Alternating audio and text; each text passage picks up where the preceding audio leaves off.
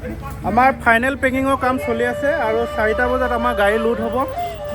বৰ্তমান এয়া লাষ্ট যোৱাকালি আমি যিখিনি পেকেট কৰিলোঁ, ইয়াৰ বাদেও এতিয়া আমি এডিশ্যনেল পেকিং আমি আৰম্ভ কৰি আছোঁ আৰু এডিশ্যনেল পেকিংখিনি এতিয়া আৰম্ভ হৈ আছে ইয়াত। আৰু আমি যোৱাকালি যিখিনি খাদ্য সামগ্ৰী ৰাইজে দিলে বা দান বৰঙণি ৰাইজে আগবঢ়ালে, সেইখিনি লৈ পেলাই আজি নতুন পেকিং আমাৰ আৰম্ভ হৈ আছে। আৰু আমাৰ বিভিন্ন প্ৰান্তৰ মহিলাসকলে ভণ্টিহঁত লাগি আছে আৰু আমাৰ যিবোৰ মেম্বাৰবোৰে সকলোৱে লাগি আছে কৰি আছে।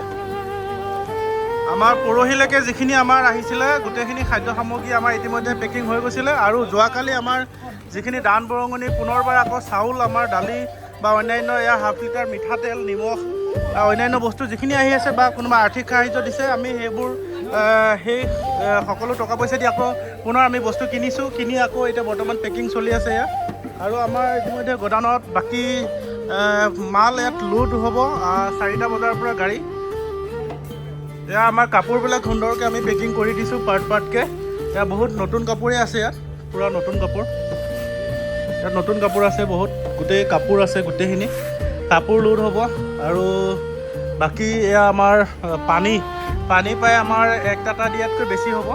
ইটো ৰুমতো আমাৰ আছে, এয়া সকলোৱে পেকিং কৰি আছে।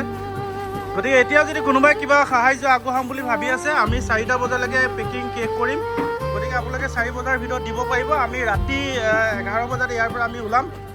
এয়া আমাৰ পেকিং, বৰ্তমান আজিৰ পেকিঙৰ কাম এয়া চলি আছে আৰু আমাৰ লাগি আছে। এইকেইদিন যথেষ্ট কষ্ট কৰিছে দেই মহিলাখিনি, আৰু বহু মহিলা যোৱাকালিও আহি কষ্ট কৰিছে। এওঁলোকেতো আজি লাগি আছে, 5 দিন ধৰি লাগি আছে। আৰু এয়া চাওক, এইখিনি আমাৰ যোৱাকালি পেকিং আছিলে আৰু বৰ্তমান এই আজিৰ পেকিং। এই ধৰণে আমি ইতিমধ্যে আমাৰ প্ৰায় পেকিং 4 বজাৰ ভিতৰত আমি শেষ কৰিম। 4 বজাৰ পৰা আমি গাড়ী লোড কৰিম আৰু আমি নিশা 11 বজাত আমি ইয়াৰ পৰা আজি ওলাম শিৱসাগৰলৈ।